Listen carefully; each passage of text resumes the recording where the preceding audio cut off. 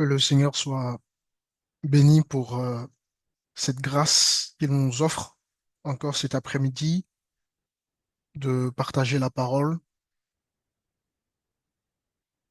puisque cette parole est nécessaire dans notre croissance, dans notre vie de foi. Et donc à chaque fois nous recevons la parole du Seigneur, nous devons comprendre que c'est vraiment une grâce. Il y a des pays où la parole n'est pas partagée. Les gens n'ont pas cette, comment dirais-je, les gens n'ont pas cette occasion d'être bénis par la parole parce que, voilà, c'est interdit. Et il y a des chrétiens, il y a nos frères, il y a beaucoup de nos frères, beaucoup de nos sœurs qui se cachent, ne serait-ce que pour méditer la parole du Seigneur. Donc, comprenons que c'est vraiment une grâce pour nous qui sommes encore dans des pays où les choses sont encore autorisées. On a cette possibilité-là de, voilà, d'avoir une Bible, on a cette possibilité-là d'aller à l'église. Vraiment, c'est une grâce. Donc, nous bénissons le Seigneur pour cette grâce qu'il nous donne de recevoir sa parole. Alors, bien-aimés dans le Seigneur, cet après-midi, nous allons méditer sur un moment crucial de la vie de notre Seigneur à Gethsémané. Et Gethsémané, c'est un lieu de souffrance, c'est un lieu de combat, c'est un lieu où tout a été décidé par notre Seigneur. Nous allons étudier cela. Et même si nous ne sommes pas dignes, n'est-ce pas, d'aborder quelque part hein, ce sujet-là, parce que quand on parle de Gethsémané, on parle de la souffrance de notre Seigneur. On parle de ce qu'il a vécu pour nous, de ce qu'il a vécu pour que nous puissions être sauvés. Et souvent, nous avons tendance à limiter la souffrance du Seigneur par rapport à la passion de Christ hein, que nous avons certains d'entre vous ont certainement regardé. J'ai envie de vous dire ce soir, cet après-midi, que en fait, ce que nous avons vu dans la passion de Christ n'est pas comparable à ce que le Maître a vécu, à ce que notre Seigneur a vécu dans la chair. La passion de Christ, c'est un film qui a, comment dirais-je, qui a voulu nous exprimer ou nous montrer, n'est-ce pas, en quelque sorte, ce que le Maître a vécu pour que nous soyons sauvés. Toutefois, la passion de Christ reste un film. D'ailleurs, vous devez comprendre que la passion de Christ n'est pas fidèle aux Écritures. Comme on dit, hein, c'est un film, donc il fallait que ça soit émotionnel, il fallait s'asseoir, ouais, fallait s'asseoir, ça attire les gens. D'accord? Mais quand vous regardez la souffrance de Jésus dans la passion de Christ et que vous faites la comparaison de cette souffrance que l'on a pu observer dans la passion de Christ et par rapport à ce que les Écritures disent, vous allez voir qu'il y a un grand écart. Jésus a vraiment, vraiment souffert pour nous. Jésus a vraiment, vraiment souffert pour nous, bien-aimés.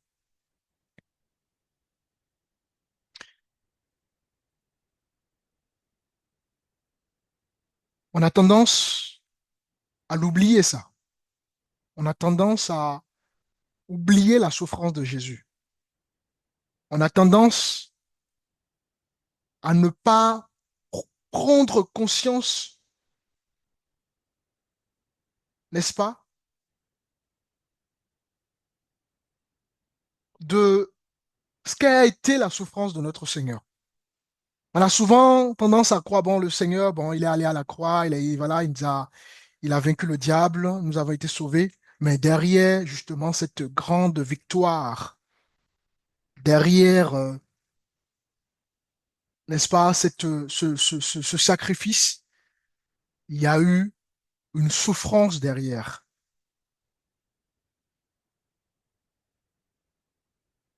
Et Jésus aurait pu faire sa volonté. Jésus aurait pu, je le répète, faire sa volonté. Mais il a fait la volonté du Père. Il a fait la volonté du Père pour que vous et moi, nous puissions être des disciples, être ses enfants. Et ce que Jésus attend de ses disciples, que nous sommes, je l'espère, hein, les mots sont importants. Ici, je ne parle pas des adhérents. Ici, je ne parle pas euh, des religieux. Ici, je ne parle pas des pharisiens. Je parle de disciples. Je ne le dirai jamais assez. Dieu veut des disciples. Un disciple, c'est quelqu'un qui suit le maître. Un disciple, c'est quelqu'un qui vit selon le maître. Un disciple, c'est quelqu'un qui cherche la volonté du maître.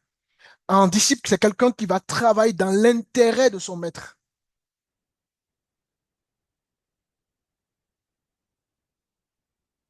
Et ce que nous constatons malheureusement dans les églises aujourd'hui, très peu de gens, n'est-ce pas, font la volonté de Dieu. Alors j'intitulerai le message de ce dimanche,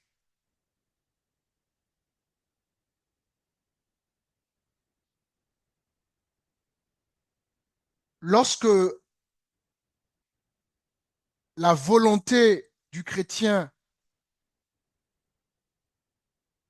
est plus réelle, la gloire de Dieu s'étouffe. Lorsque la volonté de Dieu est plus réelle dans la vie du chrétien, la gloire de Dieu s'étouffe. On s'étonne aujourd'hui de ne plus voir Dieu agir comme il agissait.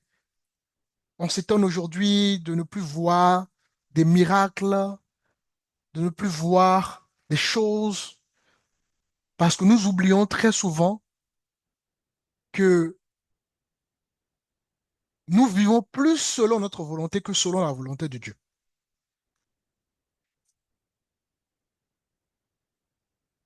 Et à Gethsemane, il a fallu que Jésus lutte entre sa volonté et la volonté de Dieu.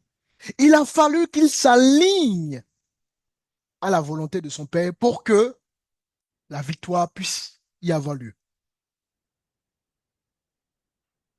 Il n'y a pas de victoire tant que nous ne nous alignons pas, mes bien-aimés,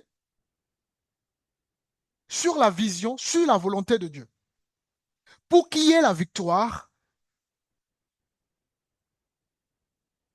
pour qu'il y ait la manifestation des dons que nous recevons de la part de notre Seigneur, pour qu'il y ait la croissance, il faut mettre notre volonté de côté pour faire la volonté de Dieu. Autrement, nous ne verrons jamais, n'est-ce pas, les choses comme il le faut.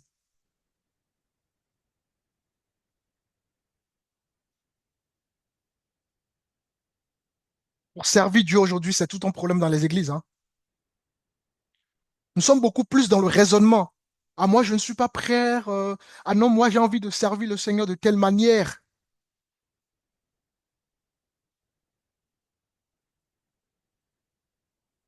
Volonté de l'homme.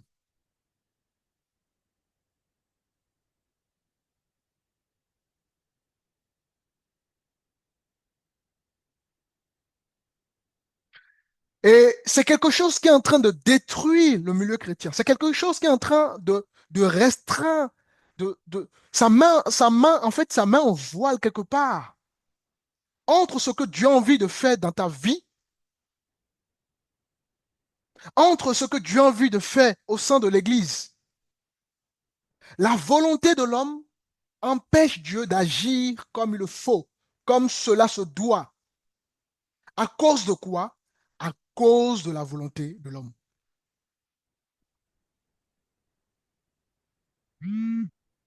Quand nous sommes disciples du Seigneur, nous devons toujours chercher à connaître la volonté du Père. Et en cela, nous aurons de la victoire. La victoire dans tous les domaines, dans tous les aspects de notre vie. La victoire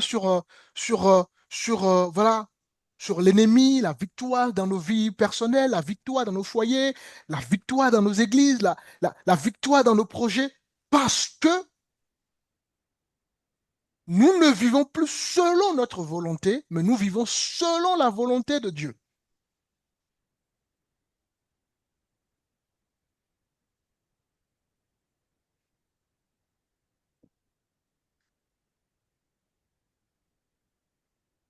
Nous sommes dans le livre de Matthieu.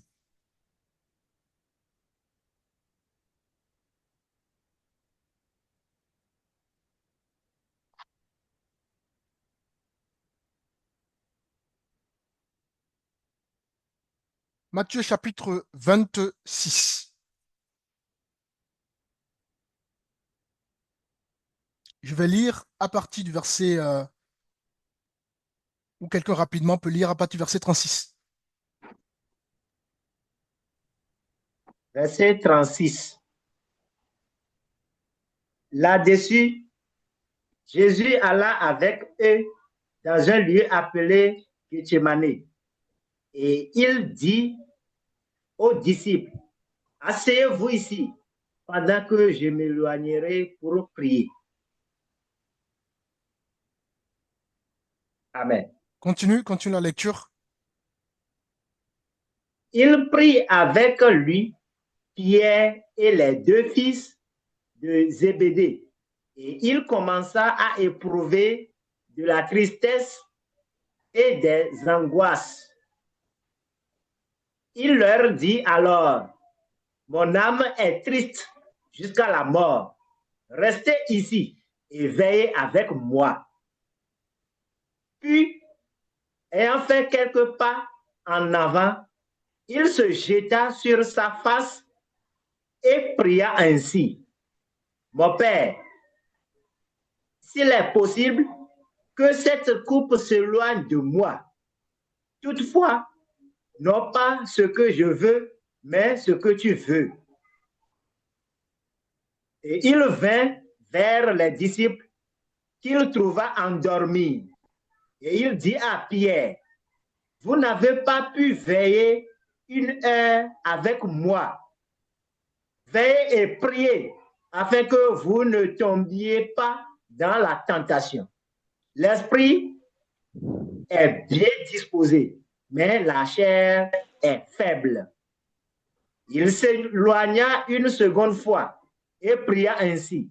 Mon Père, s'il n'est pas possible que cette coupe s'éloigne sans que je la boive, que ta volonté soit faite. Il revint et les trouva encore endormis, car leurs yeux étaient appesantis. Il les quitta. Amen. Que Dieu bénisse sa parole. Voici une grande épreuve, une terrible épreuve qui n'a pas de mots. Il n'y a pas de mots pour définir ou pour déterminer ce que Jésus a vécu. À Gethsemane, il s'est passé quelque chose d'horrible, quelque chose de terrible.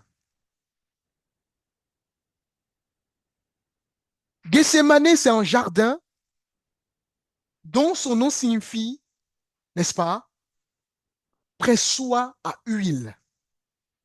Rien que le nom même de ce lieu est terrible.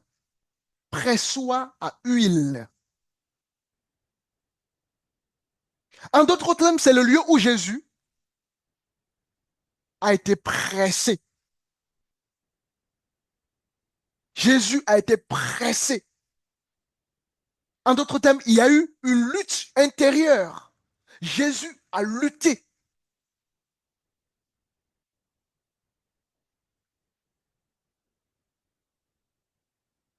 Il a été pressé de quoi?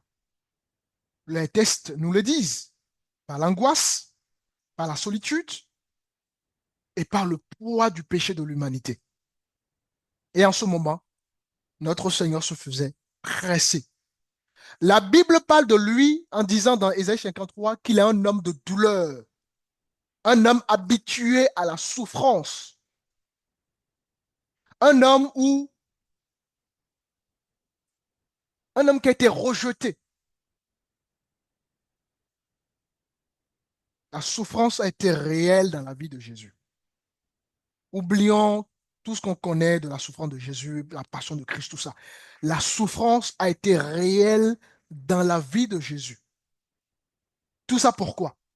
Pour que vous et moi, nous puissions aujourd'hui, nous puissions bénéficier justement du salut.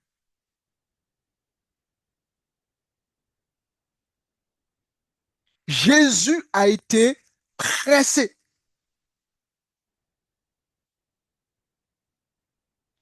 Et à chaque fois, pendant 3 fois, il va dire à son Père, nous sommes dans le verset 41, il dira ceci, veillez et priez afin que vous ne tombiez pas dans la tentation. L'esprit est bien disposé, mais la chair est faible. Il s'éloigna une seconde fois et pria ainsi, mon Père, s'il n'est pas possible que cette coupe s'éloigne sans que je ne la boive, mais que ta volonté soit faite. Donc, il y avait une lutte de ce que Jésus voulait et de ce que son Père attendait de lui. Jésus était conscient qu'il fallait qu'il fasse la volonté de son Père. Mais en même temps, sa chair lui disait, si ce n'était pas possible que cette coupe s'éloigne de lui. En d'autres termes, il y avait la volonté de Jésus et il y avait la volonté du Père. Et dans cette souffrance, dans ce lieu qui signifie, comme je vous disais, n'est-ce pas, presse-toi à huile, qui nous parle justement, n'est-ce pas, de comment Jésus a été pressé par rapport à ce qu'il vivait à l'instant T. Jésus a quand même préféré choisir la volonté, n'est-ce pas, de son Père. Parce qu'il savait que s'il choisissait sa volonté, il n'y aurait pas la victoire. Il savait que s'il choisissait sa propre volonté, il n'y aurait pas le salut, il n'y aurait pas l'Église, il n'y aurait pas de disciples, il n'y aurait pas la vie éternelle. Alors, c'était un homme qui a pris conscience du futur, qui a pris conscience qu'il avait une grande responsabilité, n'est-ce pas, sur l'épaule, et qu'il fallait qu'il obéisse. Parce que sans cette obéissance, l'humanité ne serait pas là où elle est aujourd'hui. C'est ainsi que Dieu nous appelle à faire sa volonté. C'est ainsi que Dieu nous appelle à mettre notre volonté de côté, à aligner notre volonté à sa volonté. Mon frère, ma soeur, sache que tu as une grande responsabilité. Tu as une grande responsabilité pour ta propre vie. Une grande responsabilité dans ton foyer. Tu as une grande responsabilité en tant que citoyen de ta nation. Tu as une grande responsabilité en tant que membre de ton église. Dieu t'appelle à être utile dans ton foyer, en tant que père, en tant que mari, en tant que mère, en tant que femme, en tant qu'enfant. Dieu t'appelle, n'est-ce pas, à prendre conscience que tu as une responsabilité, n'est-ce pas, vis-à-vis de ta nation. Mais si tu cherches à faire ta volonté, il te serait difficile de voir la gloire de Dieu. Alors, ce lieu qui signifie, n'est-ce pas, presse-toi à huile, était le lieu où la victoire de la croix a d'abord été remportée. Parce que si Jésus n'avait pas choisi de faire la volonté du Père, il n'allait pas aller sur la croix. Donc, c'est d'abord à Gethsemane que Jésus a remporté justement la victoire de la croix. C'est lorsque tu alignes ta volonté à la volonté de Dieu que tu vas remporter justement, n'est-ce pas, la victoire sur les choses que Dieu a prédestinées d'avance pour toi.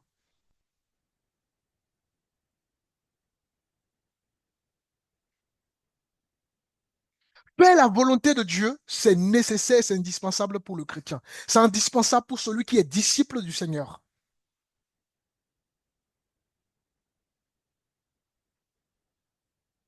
Vous avez vu, Jésus n'a pas caché son désir. Ce n'est pas une mauvaise chose, d'accord, de lutter, qui est une lutte en soi. Ah Seigneur, je ne sens pas le besoin de faire ceci, je ne sens pas le besoin de faire cela. Mais ne jamais oublier qu'il faut toujours laisser la volonté de Dieu agir dans notre vie. C'est très important. Alors nous allons essayer de voir un peu, hein, on n'a pas le temps pour vraiment définir tout ce que Jésus, le Maître, a subi, mais je pense que c'est important qu'on puisse voir et observer la souffrance de Jésus, parce que Jésus, non seulement il a souffert physiquement, voyez-vous, mais il a souffert également moralement, psychologiquement et spirituellement. La souffrance de Jésus a été dans toutes les dimensions. Et comprendre cela, ça nous permet de nous rendre compte de l'amour du Père et du sacrifice du Fils pour l'humanité.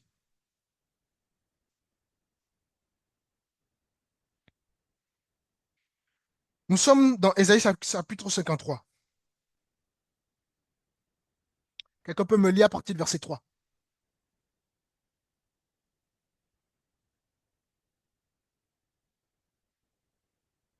53, verset 3. Méprisé et abandonné des hommes, homme de douleur et habitué à la souffrance, Voilà, on va s'arrêter d'abord là. semblable. On va d'abord s'arrêter là. Il a été méprisé, mes frères. Jésus a été méprisé pour que tu ne vives plus selon ta volonté. Jésus a été abandonné pour que tu ne vives plus selon ta volonté. Jésus a connu cela pour que tu puisses t'allier à sa pensée.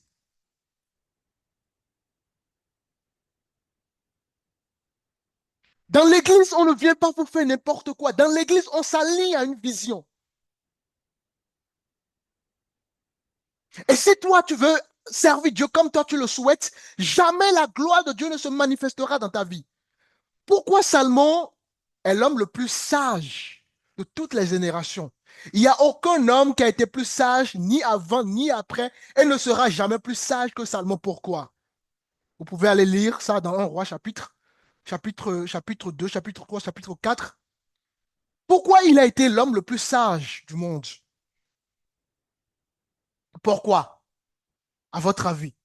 Parce que lorsque Salomon va être nommé roi d'Israël, il va demander quelque chose à Dieu. Dieu lui demande, mais qu'est-ce que tu veux? Qu'est-ce que je peux te faire? Qu'est-ce que tu veux que je fasse pour toi? Et Salomon, au lieu de demander la richesse, la santé, n'est-ce pas, la longévité, Salomon demande tout simplement l'intelligence pour bien gouverner son peuple. Et qu'est-ce que Dieu fait? Non seulement Dieu lui donne l'intelligence, mais Dieu lui donne la sagesse et Dieu lui donne la gloire. Dieu lui donne la richesse.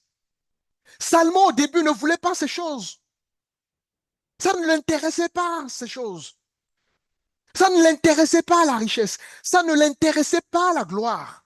Mais Dieu lui donne tout cela pour sa propre gloire. On ne sait pas Dieu comme on le veut. On sait Dieu selon sa volonté. Ah non, Seigneur, moi, je ne veux pas être connu. Ah non, Seigneur, moi, je ne veux pas, je veux te servir de telle manière. Tu n'as pas encore compris la souffrance de Jésus à Gethsemane. Comme je vous disais, Gethsemane, en français, c'est Presse-toi à huile. Jésus a été pressé. Pressé pour que tu puisses aujourd'hui bénéficier de cette vie éternelle. Trop de gens font trop leur volonté.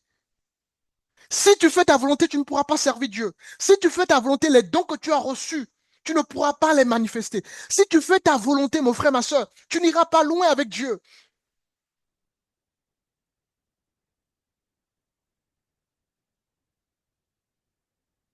Tu n'iras pas loin. Et voilà l'une des raisons pour, n'est-ce pas laquelle, nos églises n'avancent plus comme il faut avec le Seigneur. Parce que quand les gens viennent dans les ministères, chacun veut faire ce qu'il veut. Chacun veut. Les gens n'embrassent pas la vision. Voilà pourquoi il y a des chrétiens individuellement n'évoluent plus dans leur vie parce que voilà, les gens vivent selon leur propre volonté. Dieu veut que tu fasses quelque chose dans ta vie personnelle, mais non, toi, tu as autre chose à faire. Comment tu vas évoluer avec Dieu? Dieu veut que voilà, tu ne peux pas, mon frère, ma soeur. Tu dois garder à l'esprit que tu es un instrument de Dieu en toutes choses. Pas que dans l'église, dans ta vie, dans ton foyer, dans tes projets, tu resteras un instrument de la part de Dieu. Et c'est à Dieu de t'utiliser, n'est-ce pas, selon sa volonté sa volonté, et non ta volonté. Alors, on nous dit ici qu'il a été méprisé. Jésus il a connu le mépris. Voilà pourquoi il est mieux placé pour connaître la situation de chacun. Qu'est-ce que tu vis et Jésus n'a pas connu? Quelle souffrance tu vis et Jésus n'a pas connu? Voilà pourquoi, bien-aimé, il est celui qui comprend mieux nos souffrances, celui qui compatit au mieux à nos souffrances, parce que lui, il est passé par là. Alléluia. Amen. Amen, amen. Amen. Bien-aimé, Amen. si vous ne comprenez pas ça, Dieu vous brisera jusqu'à ce que vous compreniez. Dieu va vous briser jusqu'à ce que vous compreniez. Dieu n'est pas, je vous dis souvent, nous avons un Dieu qui n'est pas dans les émotions. Nous avons juste un Dieu juste. Il a mis même sa parole au-dessus de son nom. Donc Dieu compte toujours, il tient toujours compte à sa parole. Tu vas dans un tribunal digne de ce nom, le juge ou la juge ne va pas te juger selon ses émotions ou selon la situation. Il va te juger, elle va te juger selon les lois de cette nation. Les lois dont elle est ou il est le garant, en quelque sorte. Et nous serons jugés selon la parole. Et non selon, ah oui, Dieu va comprendre. Non, Dieu ne comprend pas. Dieu comprend que sa parole. C'est important qu'on comprenne ça. Alors, Ésaïe nous dit qu'il est un homme méprisé. Ensuite, continue la lecture, reprend la lecture du verset 3. Méprisé et abandonné des hommes. Ensuite, méprisé par les hommes. La Bible dit qu'il est un homme de douleur. Jésus, c'est quelqu'un qui a connu la douleur physique, la douleur morale, la douleur psychologique, la douleur spirituelle. Continue. Et habitué à la souffrance. Vous voyez? Jésus a été habitué à la souffrance. Les gens ont tendance à croire que parce que Jésus, il est 100% Dieu, il est 100% homme, donc la souffrance, c'était rien pour lui. C'est terrible de penser comme ça. C'est terrible. La Bible déclare qu'il était dans la même condition que nous. Dans la même condition. La fatigue, le sommeil, tout ça, c'était la même condition. Jésus a souffert comme Jésus a senti des douleurs, comme nous ressentons des douleurs. Jésus on va le voir, Jésus a pleuré des gouttes de sang, c'est terrible. Donc c'était un homme qui était habitué à la souffrance. Ensuite, continue. Semblable à celui dont on détourne le visage. Nous l'avons dédaigné. Nous l'avons fait de lui aucun cas. Alléluia. Vous voyez? Il a été méprisé. On l'a rejeté. On l'a pas considéré. Nos regards se sont détournés de Jésus. Mais à aucun moment, Jésus n'a abandonné la mission. Parce que ce qui animait Jésus, c'était toujours l'amour. Dieu a tant aimé le monde qu'il a donné son Fils unique, afin que quiconque croit en lui ne périsse point, mais qu'il ait la vie éternelle.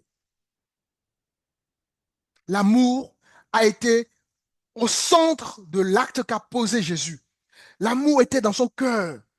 Voilà pourquoi, quand il souffrait pour nous, malgré que les mêmes hommes pour lesquels il est venu justement vivre cette souffrance-là le rejetaient, il n'a pas abandonné à cause de cet amour justement. Donc, Jésus, c'est un homme de douleur. Premier point. Donc, c'est une douleur physique.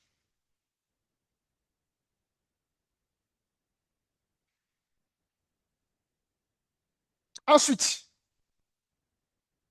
nous sommes dans Matthieu chapitre 27. On va lire rapidement le verset 26.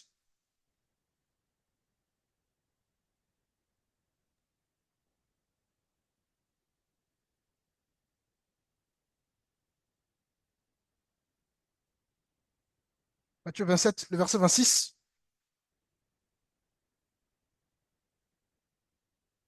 Personne n'a trouvé?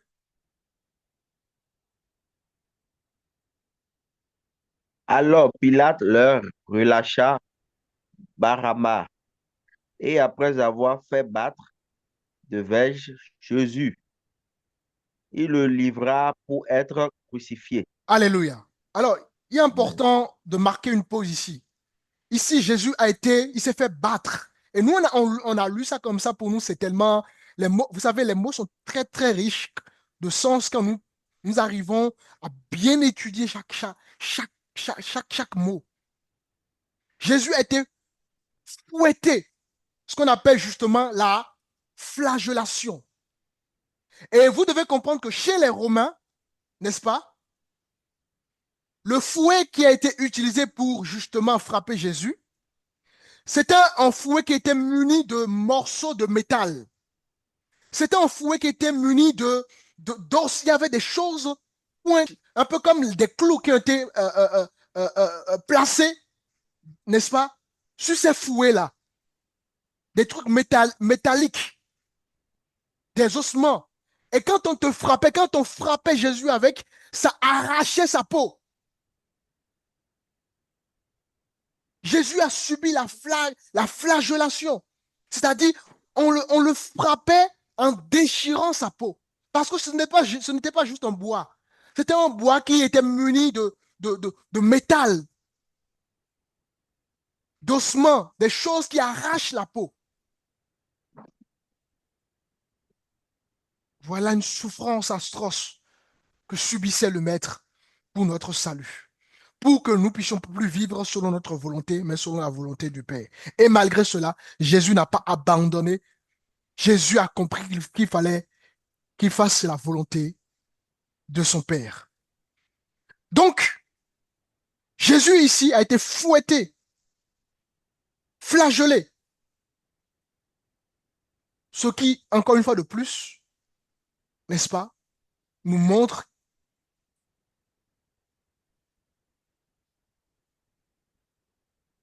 ce qu'elle a été sa souffrance.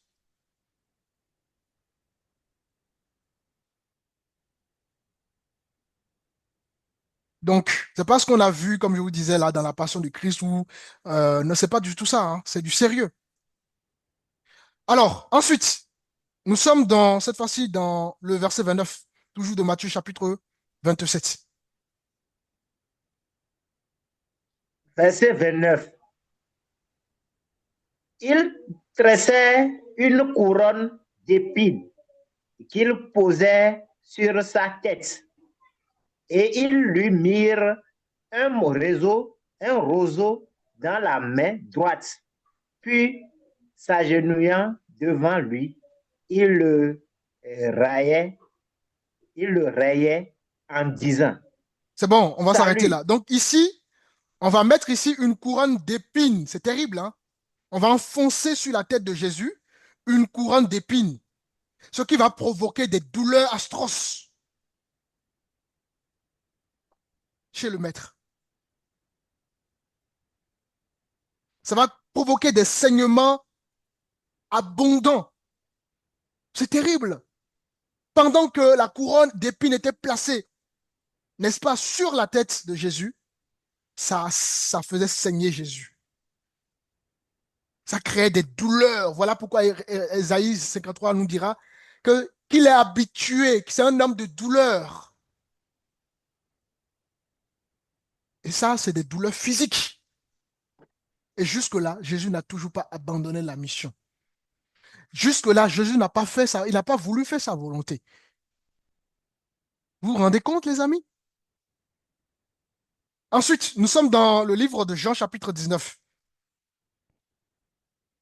On va lire le verset 17.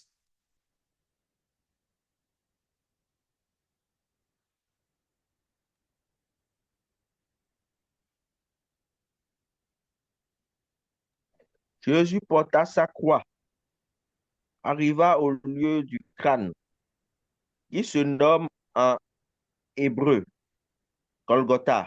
On va s'arrêter là. Donc, non seulement Jésus a été flagellé, n'est-ce pas? On le frappait avec des fouets qui étaient munis comme je vous disais, hein, de métal, d'os et tout ça. Et on arrachait sa peau. Ensuite, on lui a mis sur sa tête une couronne d'épines qui justement créait ou provoquait des douleurs atroces chez Jésus et des saignements de sang. Et ensuite de ça, il fallait qu'il porte une croix. La croix, elle était très lourde. Il fallait qu'il porte sa croix jusqu'au lieu du supplice. Il fallait qu'il porte tout ça. Donc imaginez, il n'a pas mangé. On va le voir d'ailleurs, hein, à un moment donné, il va demander de l'eau. C'est terrible, les amis, ce que Jésus a vécu. Et pourtant, il n'a pas renoncé à la volonté de son Père.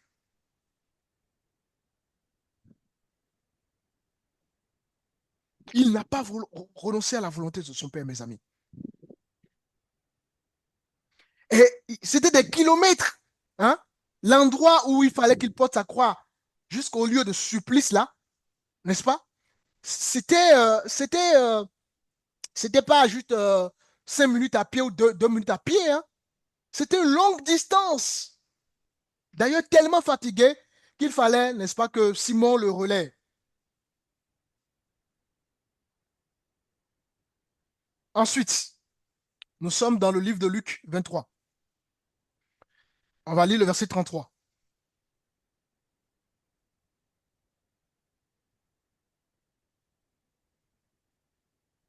Lorsqu'ils furent arrivés au lieu appelé crâne, ils le crucifièrent là ainsi que les deux malfaiteurs, l'un à droite, l'autre à gauche. C'est bon. Donc ici, Jésus va recevoir des clous dans les mains et dans les pieds.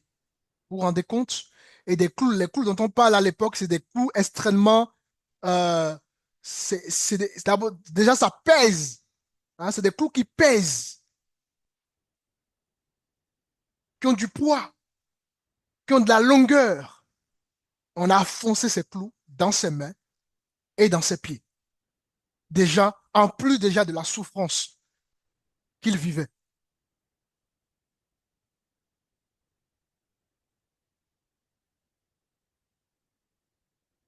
Waouh! Voilà ce que notre Seigneur a vécu.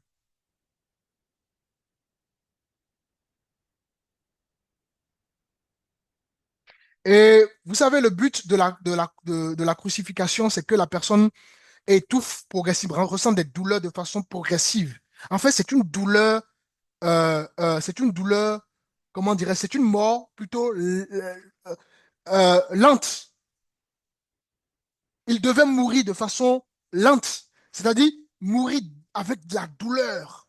Il était asphyxié, Jésus, de façon progressive. Voilà pourquoi il est un homme de douleur. Nous sommes dans Jean chapitre 19. Lisez-moi le verset 28.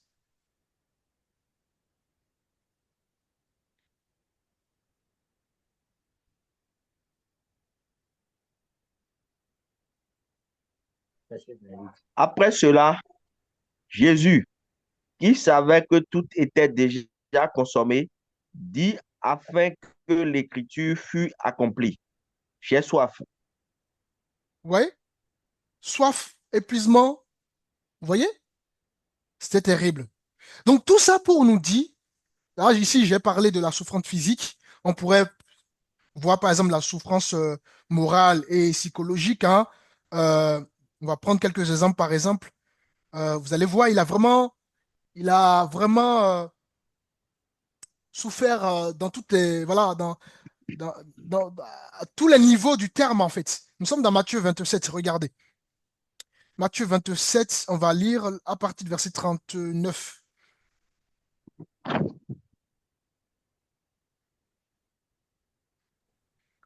Verset 39. Mhm, Les passants l'injuriaient mhm.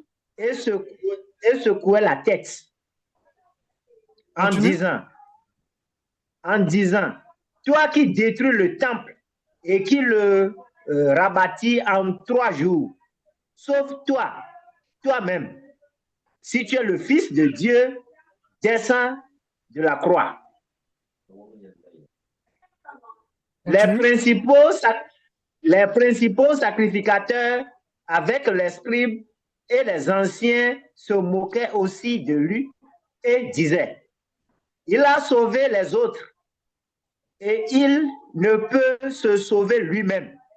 S'il est roi d'Israël, qu'il descende de la croix et nous croirons en lui. Amen. Donc, Jésus va ici Amen. subir des moqueries, de l'humiliation, hein, de par justement les hommes qu'il est venu sauver. C'était terrible. Donc, moralement, psychologiquement, il y a eu une souffrance. Ensuite, nous sommes dans Matthieu chapitre 26. Nous lisons le verset 56. Quelqu'un d'autre en parallèle me prépare rapidement Luc 22. Je vais voir le verset tout à l'heure. Matthieu 26, le verset 56. Mais tout cela est arrivé afin que les écritures des prophètes fussent accomplies. C'est dans Matthieu Alors, 26, 50. Oui, vas-y. Oui, alors, tous les disciples l'abandonnèrent et prirent la fuite. vous voyez, même ses propres disciples l'ont abandonné. Psychologiquement, imaginez. Non, non. Mettez-vous à l'instant à la place de Jésus.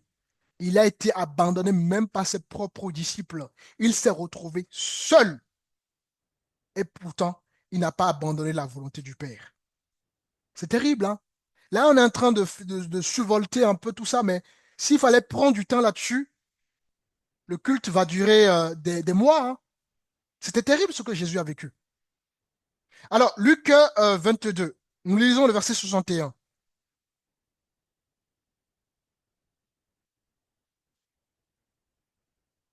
Le Seigneur s'était retourné, regarda Pierre, et Pierre se souvient de la parole que le Seigneur lui avait dit.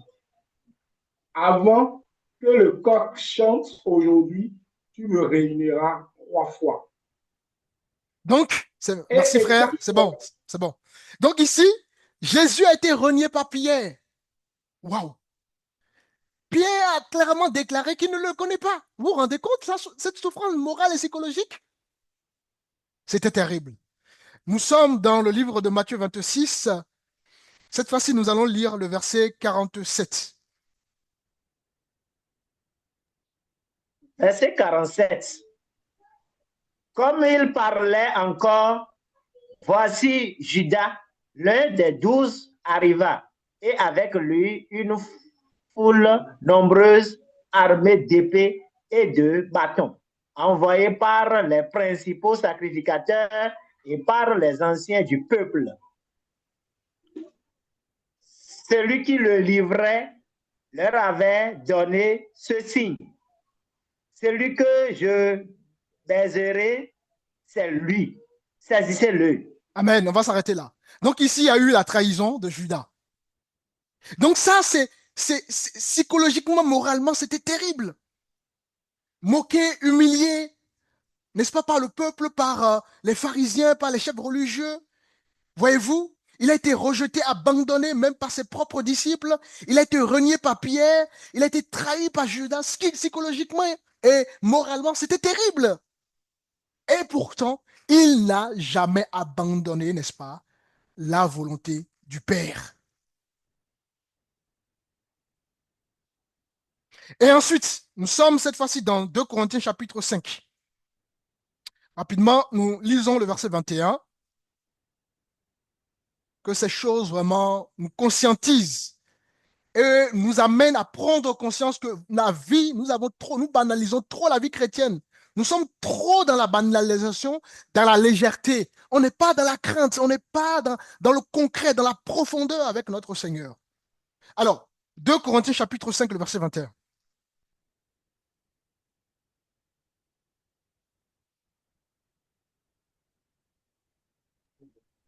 Chapitre 7, verset 21. Non, chapitre 5, le verset 21. Celui qui n'a point connu le péché, il a fait devenir péché pour nous, afin que nous devenions en lui justice de Dieu. Alléluia. Vous voyez, Dieu a fait porter à son Fils le péché de l'humanité. C'est un poids terrible. Jésus n'a point péché, mais il a fait devenir péché pour qui? Pour nous, pour ses disciples. Le poids du péché de l'humanité était rajouté à toutes ces souffrances qu'on a vues précédemment. Une souffrance physique, hein? Nous avons vu que justement, lorsque la Bible nous parle du fait qu'il a été donc fouetté, on a vu hein, cette flagellation, c'était un fouet qui était muni de métal, d'ossements. Et quand on le frappait, ça arrachait sa peau. Ça arrachait véritablement sa peau. On a vu qu'il a été couronné d'épines. Et l'épine qui a été placée sur sa tête, on a vu que ça provoquait des douleurs atroces. Ça provoquait des saignements. C'était terrible la douleur physique qu'il subissait. On a vu, n'est-ce pas, qu'il a porté une croix lourde. Non seulement en plus de toutes ces souffrances, n'est-ce pas, il fallait qu'il porte sa propre croix, bien qu'il ait été relayé à un moment donné parce qu'il était complètement fatigué. On a vu justement qu'il a été cloué des mains, des pieds. Et je vous disais que les clous de l'époque, c'était très voilà, ces clous avaient du poids, de la longueur. On a cloué toutes ces choses dans ses pieds, dans ses mains. Voyez-vous, nous avons vu qu'il a été asphyxié progressivement, c'est-à-dire il a senti de la douleur progressive dans sa chair, dans son âme, dans son intérieur, pour pouvoir, voilà, pour pouvoir rendre l'âme. Ensuite de ça, nous avons vu, n'est-ce pas, qu'il a été humilié par son peuple, par les chefs religieux. Il s'est fait moquer. Il a connu ça. On a vu également qu'il a été rejeté par ses disciples. Il a été abandonné par ses disciples. Même Pierre, n'est-ce pas, qui était le disciple le plus intime, enfin l'un des disciples le plus intime à Jésus, là, n'est-ce pas, rejeté, là, renié. Je ne le connais pas. Voyez-vous, nous avons vu qu'il a été trahi par Judas. Nous avons vu voilà, qu'il a porté le péché de l'humanité. Lui qui n'a point péché, mes amis. Et malgré cela, il n'a pas abandonné la volonté du Père. Et aujourd'hui, n'est-ce pas, nous prétendons être des disciples du Maître et nous voulons faire notre volonté. Ah non, moi je pense que, ah non, moi je veux servir Dieu de telle manière, ah non, moi je ne suis pas encore prêt. Qui es-tu, mon frère, ma soeur? Laisse Dieu agir dans ta vie. Laisse Dieu t'utiliser comme lui le souhaite, non pas comme toi tu le veux. Trop de gens veulent servir Dieu comme ils le veulent, alors que nous devons servir Dieu selon la volonté de Dieu. C'est Dieu qui appelle, c'est Dieu qui donne des dons, c'est Dieu qui doit t'utiliser comme lui le souhaite. Comme je vous ai donné l'exemple, par exemple, comment ça s'appelle? Euh, euh, Salmon. Salmon ne voulait pas la gloire, mais Dieu lui a donné la gloire. Hein? On est souvent dans la fausse humilité. On est souvent en train de vouloir fuir les choses. Nous sommes devenus des fuyards. Alors que Dieu veut faire des choses. Voilà pourquoi nos églises n'évoluent pas. Parce que nous sommes toujours dans les émotions, dans les raisonnements, alors que Dieu veut nous utiliser. Jésus a vécu toutes ces choses pour que nous puissions nous allier à sa volonté. Jésus aurait pu, n'est-ce pas, abandonner la volonté du Père et, n'est-ce pas, accepter de ne pas souffrir pour l'humanité. Et s'il acceptait, y aurait-il la victoire? Y aurait-il la croix? Y aurait-il la résurrection? Y aurait-il le salut aujourd'hui? La réponse est bien évidemment non. Hein? Où sont les chrétiens véritables? Où sont les disciples qui s'allient à la volonté du Père, qui s'allient à la volonté de leur Créateur? Des chrétiens, n'est-ce pas, qui ont pris conscience de la souffrance de Jésus.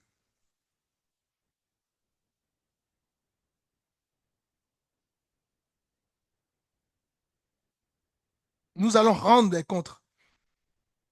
Dieu va nous demander des comptes.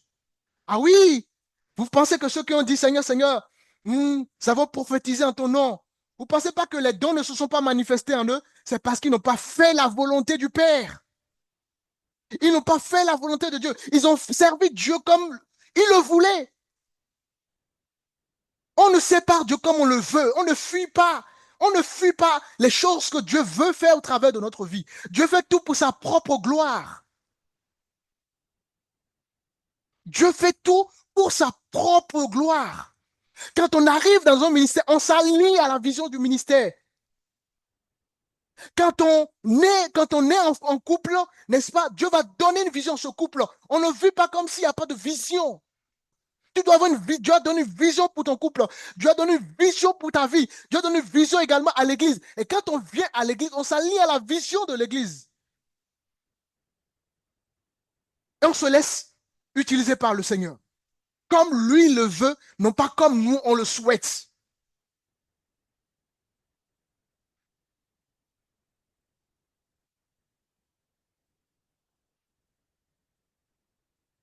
C'était terrible la souffrance de Jésus.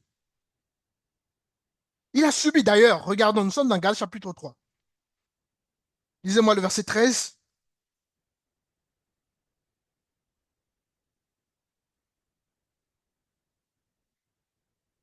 Galates 3, le verset 13.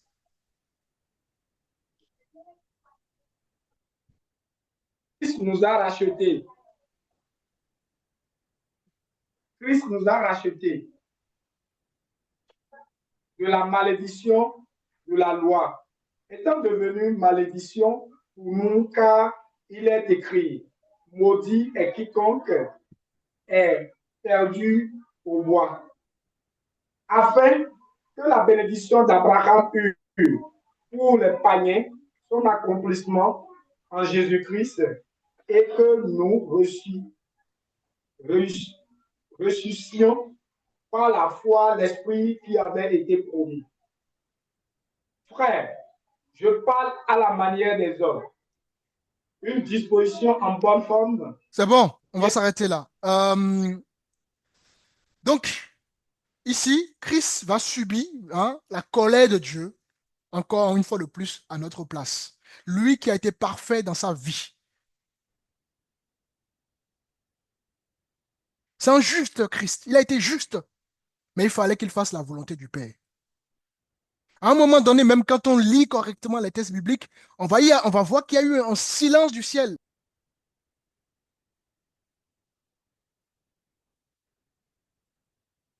Donc, à Gethsémani, mes frères et sœurs, Jésus a choisi la volonté du Père plutôt que sa propre volonté. Et voilà ce que Dieu appelle ses disciples. Je ne parle pas ici des adhérents. Je ne parle pas ici des religieux, des gens qui ont l'apparence de la piété. D'accord? Mais qui renient ce qui fait la force d'ailleurs, ce que la parole dit. Ils renient ce qui fait la force. Dieu veut des disciples qui sont comme, voilà, qui ont le caractère de Jésus. Jésus n'a pas voulu, il n'a pas mis sa volonté en avant. Et pourtant, il a exprimé sa volonté dans sa prière. Nous avons lu ça.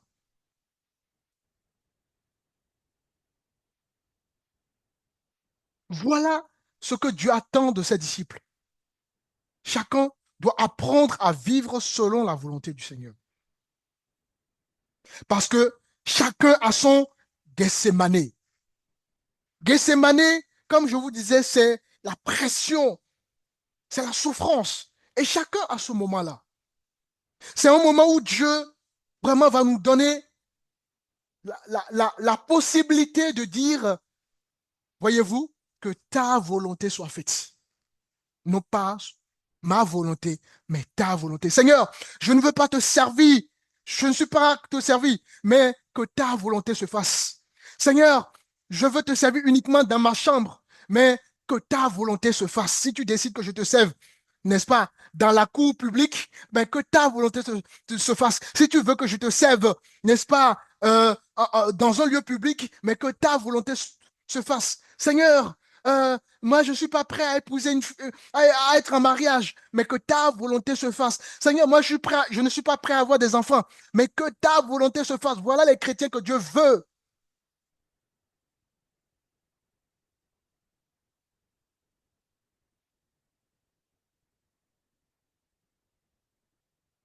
Voilà les chrétiens que Dieu veut. Des chrétiens qui laissent la volonté de Dieu agir. Parce que 3 fois, Jésus va prier. Hein? Et dans sa prière, il dira, nous sommes dans Matthieu 26, hein, à partir du verset 36, il dira, Père, s'il est possible que cette coupe s'éloigne de moi, toutefois, non pas ce que je veux, mais ce que tu veux. Combien de chrétiens disent à Dieu, Seigneur, ce que tu veux se fasse dans ma vie? Combien disent à Dieu que ce que tu veux, si tu veux que je dois faire ceci, Seigneur, je dois le faire, que ta volonté se fasse. Combien? Il y a 2 leçons qu'on peut retirer dans, le, dans, les, dans ce que Jésus a dit pendant qu'il priait ici en disant que Père, que ta volonté soit faite. C'est la première leçon qu'on peut retirer, n'est-ce pas? On comprend que nous pouvons exprimer à Dieu notre, comment dirais-je, nos désirs charnels. Jésus n'a pas hésité à dire à son Père, si c'était possible que cette coupe s'éloigne, parfois on peut dire, Seigneur, moi je ne suis pas encore prêt, Seigneur, moi je veux ceci, je veux, voilà. Mais Jésus a compris que la chair est faible, mais que l'esprit est disposé. S'il fallait qu'il suive la chair, il savait qu'il n'y aurait pas la victoire. Alors, la chair doit parfois s'exprimer. Dieu n'est pas contre qu'on s'exprime, qu'on exprime nos peurs, qu'on exprime nos tristesses, qu'on exprime les choses. Mais à aucune manière, Dieu va nous pousser à agir conformément à notre chair. Il va toujours dire, ton esprit est disposé, alors agis conformément selon ma volonté. Donc la première chose que nous comprenons au travers de ce que Jésus disait, c'est qu'on peut exprimer nos désirs charnels, voyez-vous. On peut, voilà, on va pas cacher nos angoisses, tout ça à Dieu. Et la deuxième chose, voyez-vous, Jésus va se soumettre. Il y a une soumission par rapport à Dieu. Donc, il dira que ta volonté soit faite. Donc, tu veux avoir la victoire? Laisse la volonté de Dieu agir. Nos églises veulent avoir de la victoire. Elles doivent laisser la volonté de Dieu agir. Tu veux avoir la victoire dans telle ou telle chose? Laisse la volonté. Parce que c'est à Gethsémané qui a d'abord eu la victoire. Si Jésus n'avait pas décidé dans ce jardin, d'accord, où il y avait la pression spirituelle, tout ça, si Jésus n'avait pas décidé de faire la volonté de Dieu, il n'allait pas aller à la croix. Donc, tout s'est décidé à Gethsémané. Et mon frère, ma soeur, j'ai envie de te dire en ce dimanche, tout doit être, n'est-ce pas, décidé dans ta Gethsémané. Tu dois décider de faire la volonté de Dieu, quelles que soient les pressions, quel que soit le rejet, quelle que soit l'humiliation, quel que soit ce que ta propre chair désire. Tu dois accepter de faire la volonté de Dieu dans ta vie.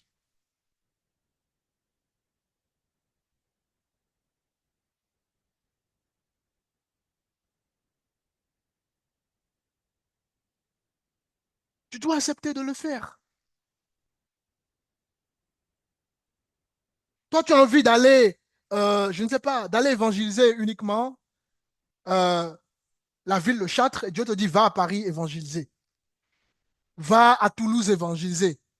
La volonté de Dieu va toujours être différente de ta volonté. Mais tu dois suivre l'esprit. Dieu dit à Abraham, sors de ta patrie. Abraham devrait abandonner tout ce qu'il avait construire. Sors de ta patrie. Va dans un pays. Oh, ce pays-là, Abraham ne connaissait pas ce pays-là. Mais il a fait la volonté du Père. Dieu dit à Abraham, sacrifie l'unique fils que tu as eu dans ta vieillesse. Abraham aurait pu faire sa volonté. Ah ben non.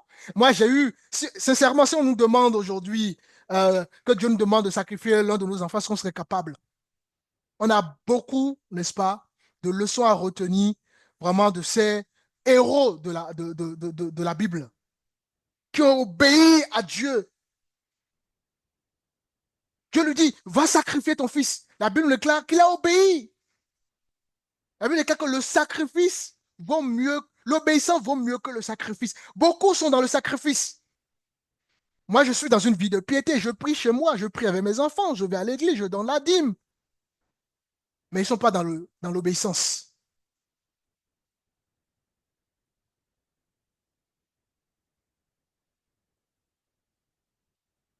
Comme j'ai souvent l'habitude de vous dire, moi, je ne suis pas là pour vous distraire, bien-aimés. Je suis là pour vous dire la vérité.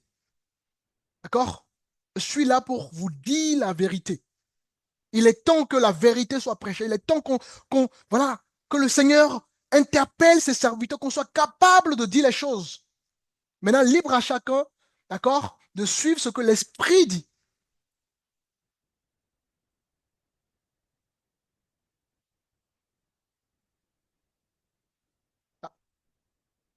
La plus grande bataille de notre vie chrétienne, bien-aimée, ne se trouve pas d'abord dans le diable, parce que nous accusons souvent le diable, le diable, le diable. Ne se trouve pas dans le monde non plus. Nous accusons souvent le monde. La plus grande bataille de notre vie chrétienne, c'est notre propre volonté. C'est nous-mêmes. Nous sommes notre propre combat. Nous sommes notre propre difficulté. Nous sommes notre propre obstacle.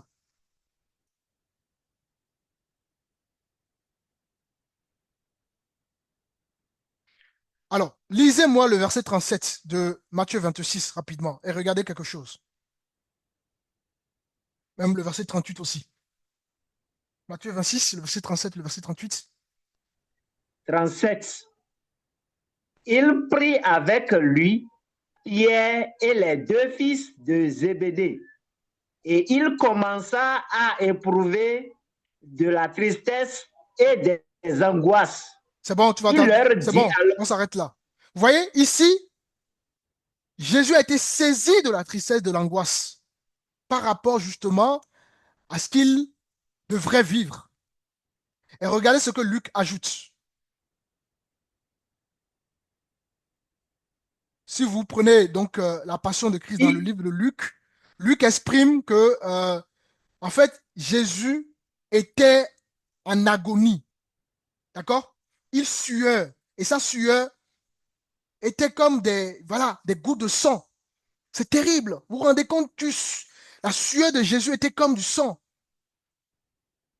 D'accord? Des grumeaux de sang. Donc, imaginez la lutte intérieure qu'il avait en ce moment bien précis. Et malgré cela, il a lutté de sorte que la volonté de Dieu soit faite et non sa volonté.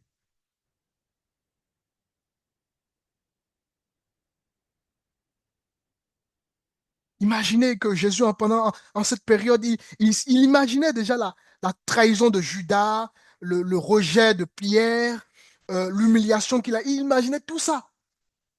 Mais il fallait qu'il aille jusqu'au bout pour nous enseigner que, n'est-ce pas, ses disciples doivent faire sa volonté.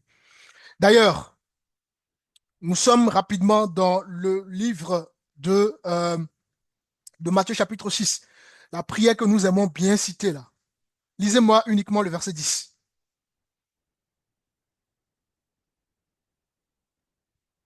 Le Notre Verset Père. 10. Oui, le verset 10. Que ton règne vienne, que ta volonté soit faite sur la terre comme au ciel. Alléluia.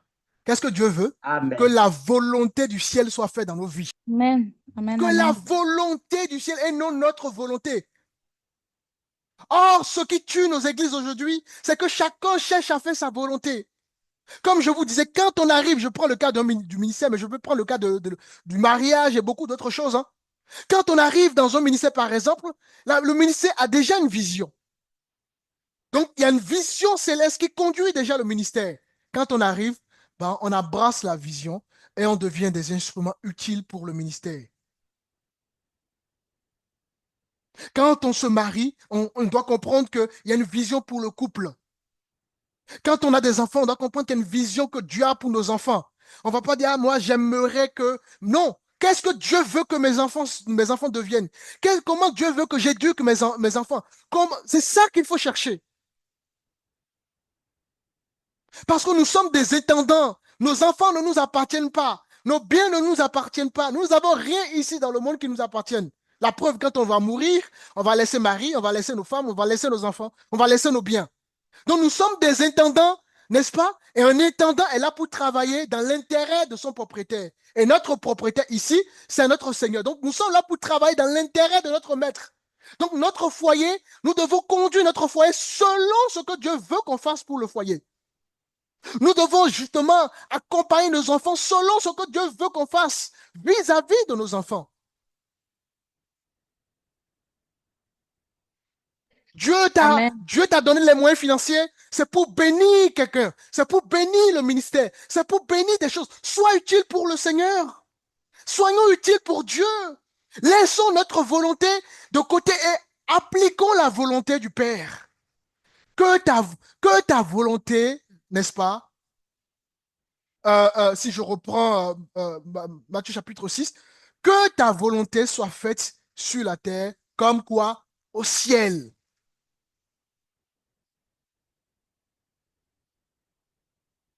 Mais les gens sont bornés de jugement, de mépris, de, de, de, de raisonnement, de philosophie. Et ça me tue.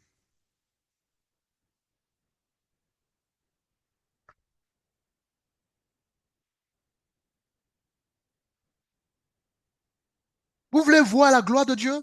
Apprenez, commencez par faire sa volonté. Vous verrez sa gloire. Vous voulez voir les choses, vos projets évoluer? Apprenez à faire la volonté de Dieu. Vous voulez vous voulez vivre certaines choses avec votre Seigneur? Apprenez à faire la volonté de Dieu et vous allez voir la différence. Parce qu'il a fallu que Jésus fasse la volonté de Dieu qui est la victoire. La victoire vient de la volonté de Dieu. La gloire vient de la volonté de Dieu.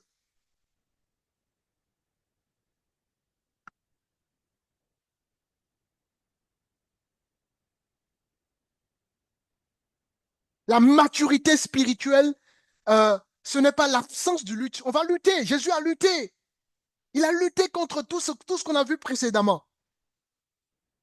Mais la maturité, la vraie maturité, c'est la capacité, n'est-ce pas, de dire à Dieu, non pas ma volonté, mais ta volonté. C'est ça une maturité spirituelle. La maturité, ce n'est pas le nombre d'années que tu fais dans le Seigneur. La maturité, ce n'est pas parce que tu as 60 ans, 70 ans. La maturité, ce n'est pas que tu es entrepreneur, chef d'entreprise. La vraie maturité, c'est lorsque tu laisses la volonté de Dieu faire dans ta vie.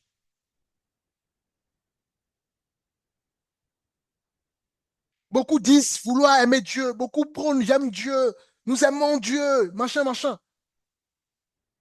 Mais continuent à vivre selon leur propre volonté. Le moi n'est pas encore brisé. Le moi, c'est vraiment un obstacle à la gloire de Dieu. C'est vraiment un obstacle à la gloire de Dieu dans vos foyers. Un obstacle à la gloire de Dieu dans nos églises. Un obstacle à la gloire de Dieu dans nos projets.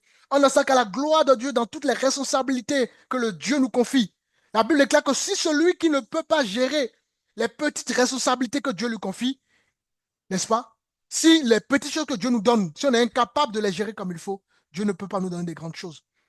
Il y a des gens qui on leur confie des responsabilités, ils sont incapables de gérer les petites responsabilités, ils veulent des grandes choses. Moi, mon frère, ma soeur, on ne peut pas te confier de grandes choses.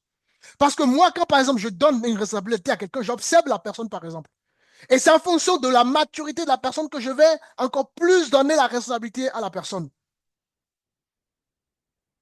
On vous dit, à telle heure, il y aura telle chose. Vous êtes incapable d'informer qu'il y a quelque chose. Et vous voulez des grandes responsabilités. On ne peut pas vous donner des grandes responsabilités. On ne peut pas vous donner le micro. On ne peut pas vous donner des choses à faire. Ce n'est pas possible. Soyez déjà fidèle à ce qu'on vous confie. Et cette fidélité, ce n'est pas en 3 mois, en 6 mois, en 1 an, en 2 ans. Ça peut être pendant 10 ans. 10 ans, on peut te dire d'aller balayer, de balayer, de balayer. Tu vas balayer pendant 10 ans avant d'avoir une autre responsabilité. Tu dois être capable d'accepter cela. Si tu n'es pas capable d'accepter cela, alors là, on ne peut pas te confier de grandes responsabilités.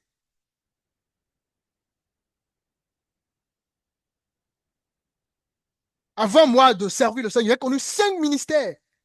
Et quand j'étais dans les ministères, je ne faisais pas ma volonté, je me soumettais à la vision du ministère.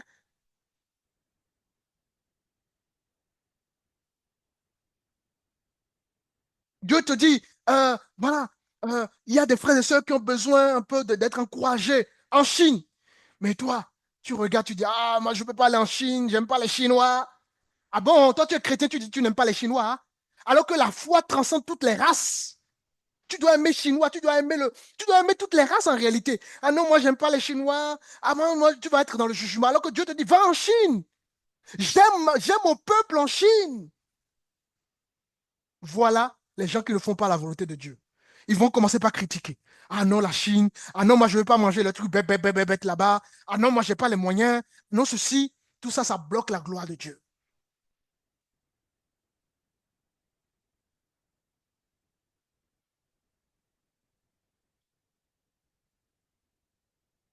Voilà ce qui nous tue.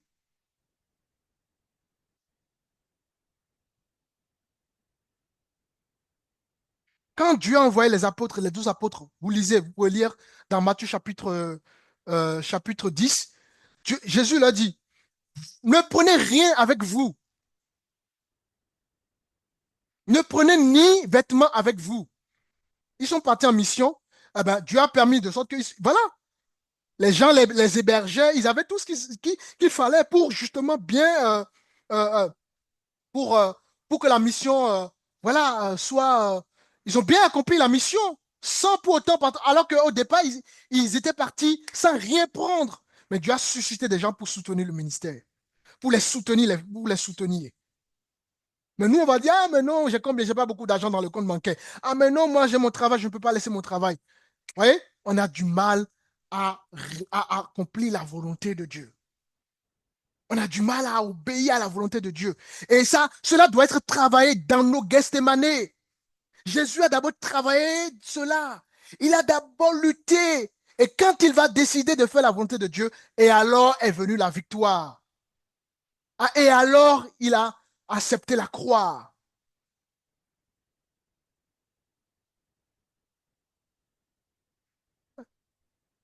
Dieu attend. Le Seigneur m'a montré un réveil la dernière fois. Et je dis, Seigneur, mais ce réveil avec cette génération, comment ce réveil va arriver? Dieu m'a dit, je cherche des instruments. Je veux des instruments. S'il y a des instruments, ce réveil est capable d'arriver. Pourquoi l'Église d'aujourd'hui ne vit plus le réveil d'autrefois? Parce que nous sommes devenus trop charnels. Nous sommes devenus trop des gens et des personnes qui raisonnent. On ne fait plus la volonté de Dieu.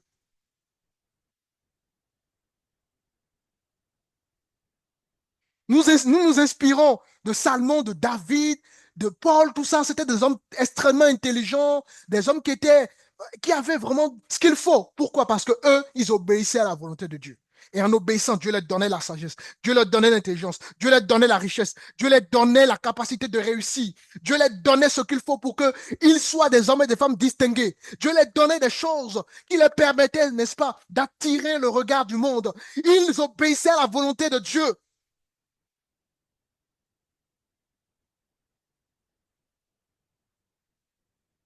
Il n'y a pas de jalousie à faire dans la marche chrétienne. Hein. Il n'y a pas de jalousie à faire. Si tu veux être jaloux, c'est ton problème. Parce que tu ne connais pas le sacrifice de l'autre. Fais la volonté de Dieu et tu comprendras que Dieu est capable de t'amener dans des dimensions que tu n'as pas idée. Dieu est capable de t'élever. Dieu est capable de créer de la richesse dans ta vie. Il faut juste obéir. Cherchez premièrement le royaume des cieux. Et ensuite viendra quoi? Ce dont vous avez besoin. Nous lisons tout ça, hein. Nous lisons tout ça tous les jours dans nos vies. Nous méditons ces paroles. Nous les connaissons parfois même par cœur. Mais pour les vivre, c'est autre chose.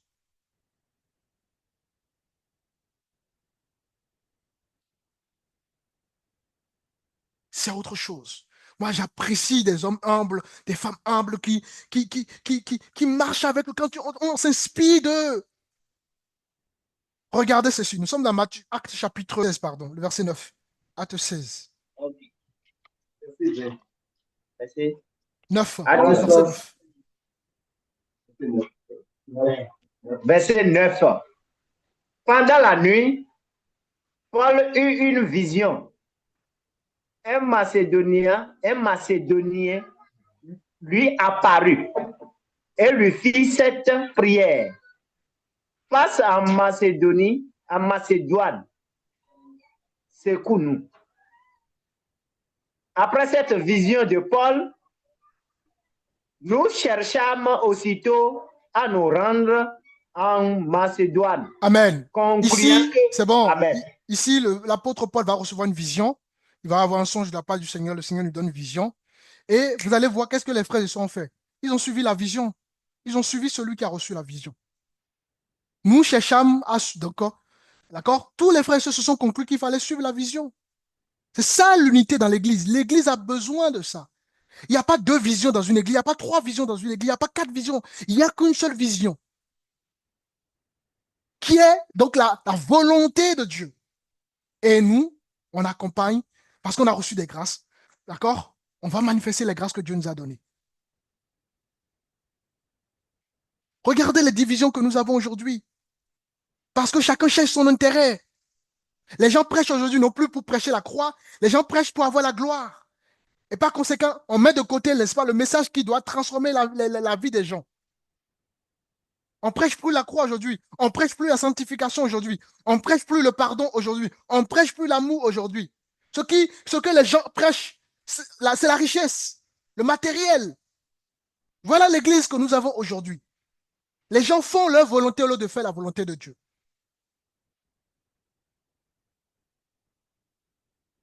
Et tant que notre volonté domine, l'église ne peut pas manifester sa pleine gloire. Ce n'est pas possible.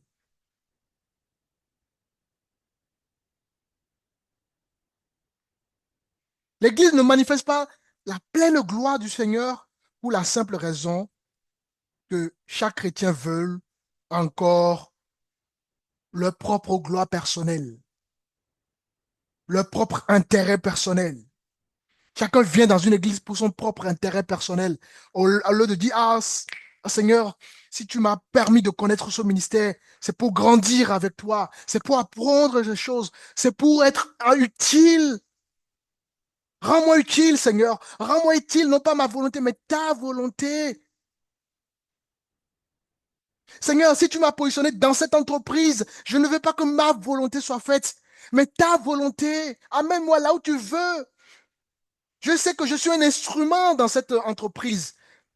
Alors, je permets à ce que chaque jour, je n'oublie pas que je suis un instrument que tu vas utiliser dans cette entreprise.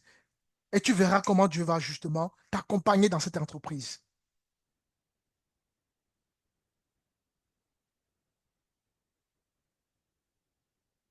Chacun veut servir Dieu selon ses ambitions, selon ses intérêts, selon son confort, alors qu'il faut servir Dieu selon la volonté de Dieu. Alors, ce message est un appel. Dieu nous appelle à mourir de nous-mêmes pour que sa gloire justement s'éclate au milieu de nous et dans les nations.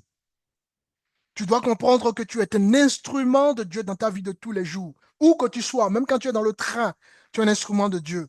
Même quand tu entres porte, tu es un instrument. Les gens ont besoin d'amour. Les gens ont besoin de nous, les amis. Ne soyons pas égoïstes. Ne soyons pas sectaires. Ne soyons pas dans nos conforts. Sortons de nos confort familial. Acceptons le risque. Acceptons l'humiliation. Acceptons le rejet. Acceptons la croix. Acceptons l'abandon. Jésus, lui aussi, a été abandonné. Acceptons que les gens nous abandonnent. Dans nos Gethsémanés, nous devons comprendre que ces choses doivent être acceptées pour vivre la gloire. Acceptons la soumission. Acceptons de pardonner. Acceptons d'être impartial. Acceptons toutes ces choses. Vous allez voir comment vous allez évoluer. Acceptons la couronne d'épée. Acceptons la flagellation.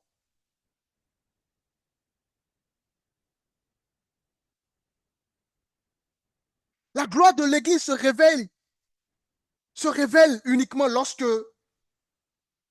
n'est-ce pas, nous renonçons à notre volonté, lorsque nous renonçons à ce moi. Tu es une église, l'église ce n'est plus le bâtiment, tu es une église vivante de Dieu, tu es une pierre.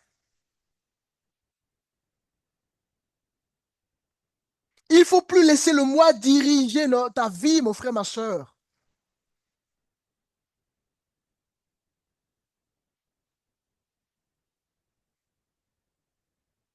Regardez ce que la Bible dit. Nous sommes dans Matthieu chapitre 16. Quelqu'un peut me lire le verset 24. Je finis bientôt.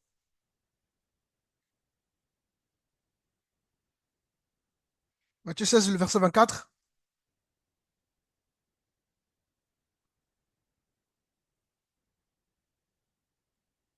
Alors Jésus dit à ses disciples, si quelqu'un veut venir après moi, qu'il renonce à lui-même, qu'il se charge de sa croix et qu'il me suive. Alléluia.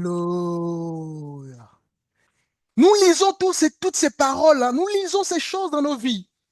Mais ces choses ont-elles réellement un impact dans notre vie? Est-ce que ces choses changent nos vies?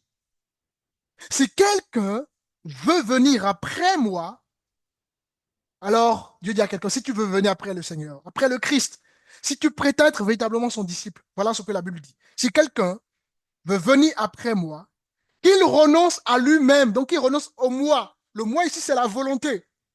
Sa volonté. Il renonce à sa volonté. Si tu veux suivre le Christ, tu dois renoncer à ta volonté. Tu ne dois pas servir Christ selon toi, comment toi tu veux servir Christ. Non, non, non, non, non, non.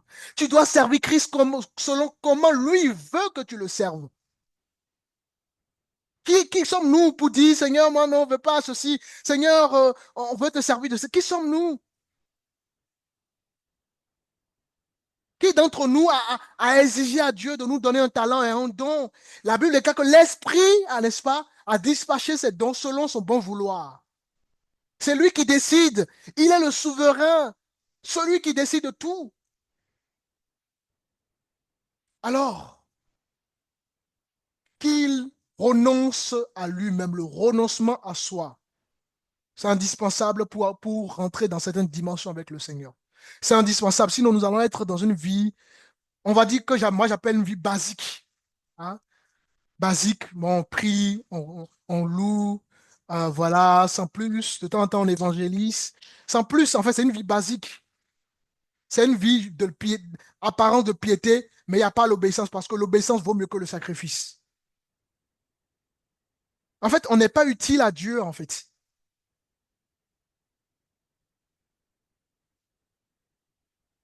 Si quelqu'un veut venir après moi, qu'il renonce à lui-même.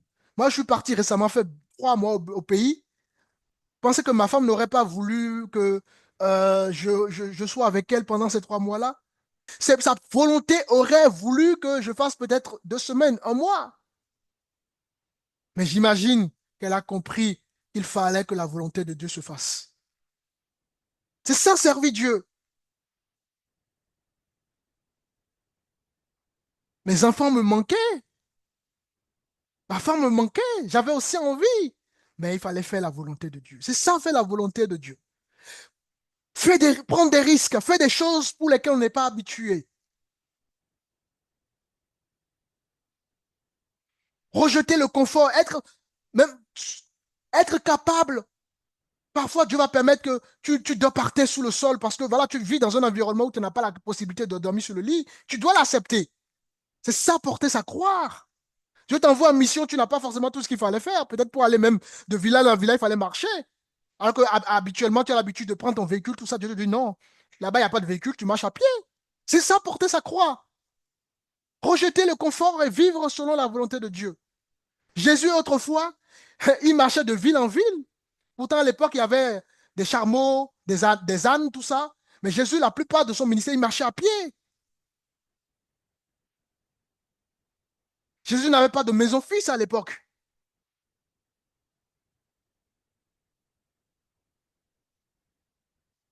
Le confort nous tue, et en particulier nous qui sommes en Europe. Le confort. C'est pour ça que en Afrique, quand tu vas en Afrique, tu sens que les gens prient. Les gens, tu sens cela, malheureusement. Il y a des faux serviteurs qui n'enseignent pas la parole qu'il faut. Parce que sinon, les gens sauvent de la parole. Mais en Europe, il y a tout. Il y a le train, il y a le métro, il y a les bus, il y a les bibliothèques, il y a tout. Il y a les séries, il y a Netflix, il y a Disney, il y a tout à notre disposition. Et ça tue notre foi.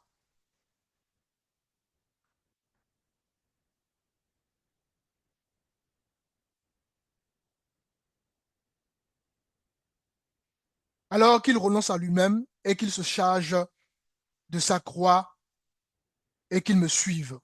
Alors Dieu dit à quelqu'un ce dimanche, tu veux vraiment me suivre? Tu veux être vraiment disciple? Alors suis-moi, renonce à toi, renonce à ta volonté, renonce au moi. Comme Jésus à Gethsemane, renoncer à sa propre volonté pour que la victoire puisse avoir lieu. Et tant que le moi n'est pas crucifié, il te serait difficile de vivre pleinement la gloire de ton Dieu.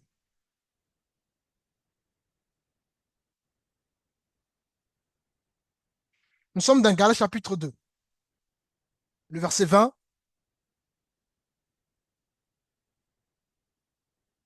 Galates chapitre 2, le verset 20.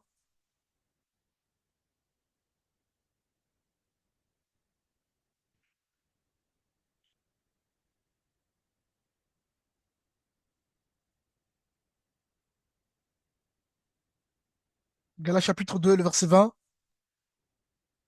J'ai été crucifié avec Christ, et si je vis, ce n'est plus, ce n'est plus moi qui vis, c'est Christ qui vit en moi. Alléluia. J'ai été crucifié avec Christ. Et si je vis, nous avons tous été crucifiés avec Christ par l'eau du baptême. Maintenant, si nous vivons désormais dans la vie de foi, nous ne vivons plus pour nous-mêmes, nous-mêmes nous vivons pour qui? Pour qui? Pour Christ. Et nous lisons toutes ces paroles, hein. Beaucoup connaissent ces paroles par cœur. Nous vivons pour Christ, mes amis.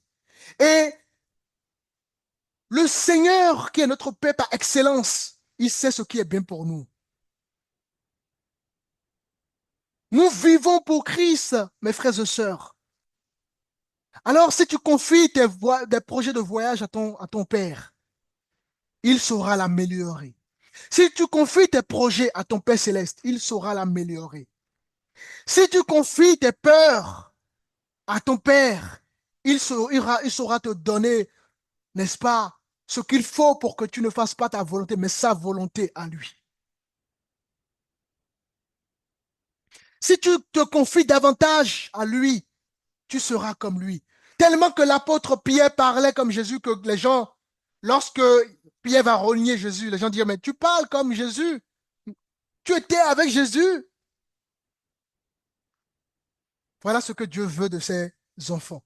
Qu'on soit des disciples ancrés dans la parole, animés d'amour, de pardon, de simplicité, d'humilité. Voilà ce que Dieu veut de ses disciples.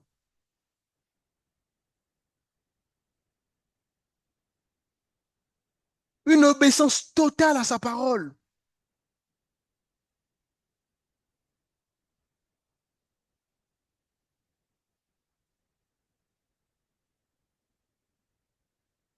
Alors, Gethsemane de nos vies nous apprend à dire que ta volonté soit faite. Que vos Gethsemane vous apprennent à dire que ta volonté, Dieu, ta volonté, mon Seigneur, soit faite. Et alors, vous verrez la vie que Dieu va vous donner. Vous allez vivre cette vie d'esprit et non cette vie charnelle. L'esprit est bien disposé, mais la chair nous attire trop dans les choses bas. L'esprit est disposé, mes frères et sœurs. Lorsque nous vivons pour la volonté du Seigneur, on va vivre dans l'unité d'esprit. On va vivre dans l'amour sacrificiel.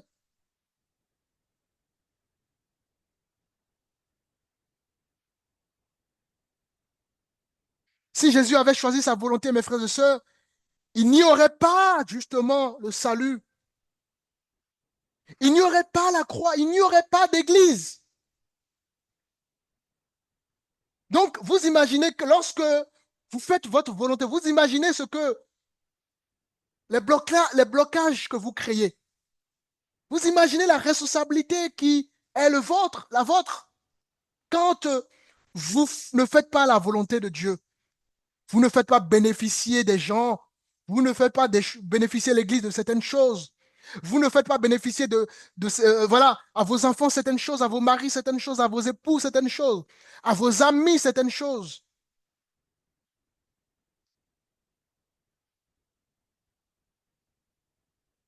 Pendant que Jésus agonisait, il priait, non pas ma volonté, et ses disciples dormaient. Alors, veillez, mes frères et sœurs, laissez l'Esprit transpercer votre cœur et demandez à Dieu de vous aider, justement. On a vu, hein, il n'y a pas de honte en soi à exprimer son angoisse et peur. Mais ce qui est important, c'est toujours de chercher à faire la volonté du Père. Parce que Jésus lui-même a exposé son désir, sa volonté à son Père. Mais il a dit, non pas ma volonté, mais ta volonté.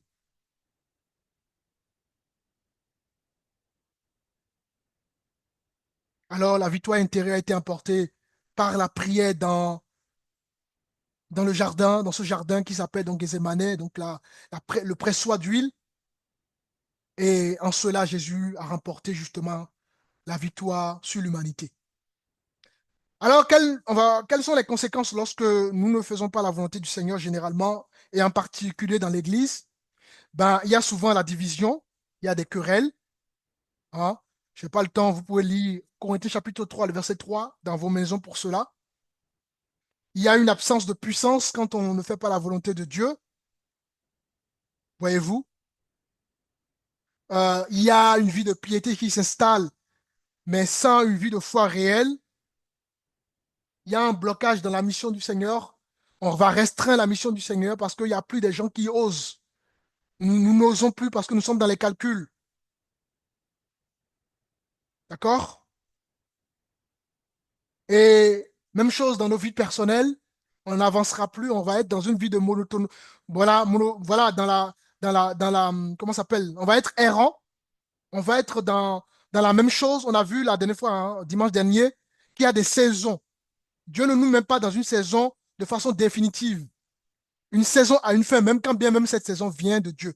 Le problème, c'est que beaucoup de chrétiens vivent dans la même saison. On a vu, hein, Élie était nourri par le corbeau, il s'était nourri par le pain, la viande, et un jour, Dieu dit, ben, quitte cet endroit. Mais malheureusement, beaucoup de chrétiens vivent encore dans la même saison, pensant que comme ça vient de Dieu, n'est-ce pas, la saison doit être éternelle. Mais c'est la même chose également dans l'Église. Quand on ne fait pas la volonté du Seigneur, ben, on va bloquer, n'est-ce pas, la mission du Seigneur.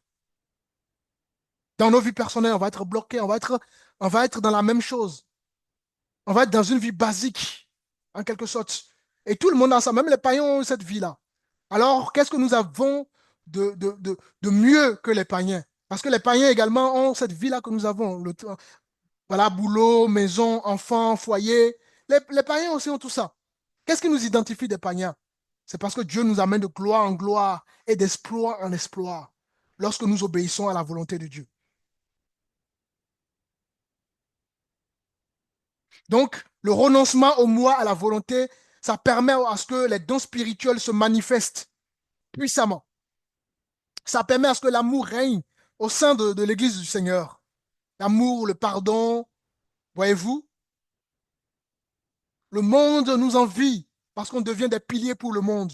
On devient lumière. La Bible déclare que nous sommes la lumière du monde. Oh, la lumière éclaire. Nous sommes le sel du monde. Le sel donne de la saveur. En faisant la volonté du Seigneur, nous allons donner de la saveur autour de nous. La saveur, n'est-ce pas, à nos amis, la saveur à nos collègues. Alors, bien-aimés, mes frères et sœurs, Aujourd'hui, Dieu cherche une église qui vit selon sa volonté, qui vit non plus par elle-même, mais pour le Christ. Dieu veut une église qui prie, une église qui remporte la victoire dans cette Gethsémanée. Voilà ce que Dieu veut de nous, Dieu attend de nous. Alors, posez-vous une seule question dans vos vies de tous les jours et ça vous permettra toujours de vivre la volonté du Seigneur. La question, elle est celle-ci. Est-ce que vous faites la volonté? Est-ce que je fais la volonté de Dieu? Dans ce travail, est-ce que je fais la volonté de Dieu? Dans ceci, est-ce que je fais la volonté de Dieu? Dans l'église, est-ce que je fais la volonté de Dieu? Dans mon service, est-ce que je fais la volonté de Dieu? Est-ce que on est prêt à dire, Seigneur, non pas ma volonté, mais ta volonté? Que le Seigneur nous aide à prendre conscience de ces choses et à grandir dans ces choses. Je m'arrêterai là pour aujourd'hui. Y a-t-il des questions, des commentaires?